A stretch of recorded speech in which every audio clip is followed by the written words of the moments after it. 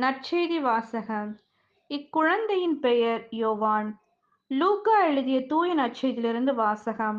அதிகாரம் 1, இறைவசனங்கள் 57 முதல் 66, 80. எலிசபெத்துக்கு பேறுகாலம் நெருங்கியது. அவர் ஒரு மகனை பெற்றெடுத்தார். ஆண்டவர் அவருக்கு பெரிதும் இரக்கம் காட்டினார் என்பதை கேள்விப்பட்டு சுற்றி வாழ்ந்தோரும் உறவினரும் அவரோடு சேர்ந்து மகிழ்ந்தனர். 8ஆம் நாளில் அவர்கள் குழந்தைக்கு விருத்த சேதனம் செய்ய வந்தார்கள். செக்கரியா என்ற அதன் தந்தையின் பெயரையே அதற்கு சூட்ட இருந்தார்கள். ஆனால் அதன் தாய் அவர்களை பார்த்து, வேண்டாம், அதற்கு யோவான் என பெயரிட வேண்டும் என்றார்.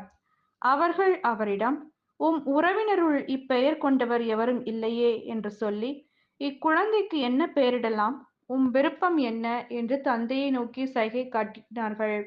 அதற்கு அவர் எழுதுபலகை ஒன்று கேட்டு வாங்கி இக்குழந்தையின் பெயர் யோவான் என்று எழுதினார். எல்லாரும் வியப்படைந்தனர்.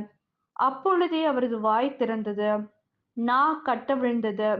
அவர் கடவுளை போற்றி புகழ்ந்தார். சுற்றி வாழ்ந்தோர் அனைவரும் இதை பற்றி கேள்விப்பட்டு அஞ்சினர். இச்செய்தி யூதேய மலைநாடெங்கும் பரவியது. கேள்விப்பட்டவர்கள் யாவரும் இச்செய்தியை தங்கள் உள்ளங்களில் இருத்தி, இக்குழந்தைக்கு எப்படிப்பட்டதாக இருக்குமோ என்று சொல்லிக் கொண்டார்கள். ஏனெனில் அக்குழந்தை ஆண்டவருடைய கைவன்மையை பெற்றிருந்தது. குழந்தையாயிருந்த யோவான் வளர்ந்து மன வலிமை பெற்றார். இஸ்ரேல் மக்களுக்கு தம்மை வெளிப்படுத்தும் காலம் வரை அவர் பாலை நிலத்தில் வாழ்ந்து வந்தார். இது கிறிஸ்துவின் நற்செய்தி. கிறிஸ்துவே உமக்கு புகழ்.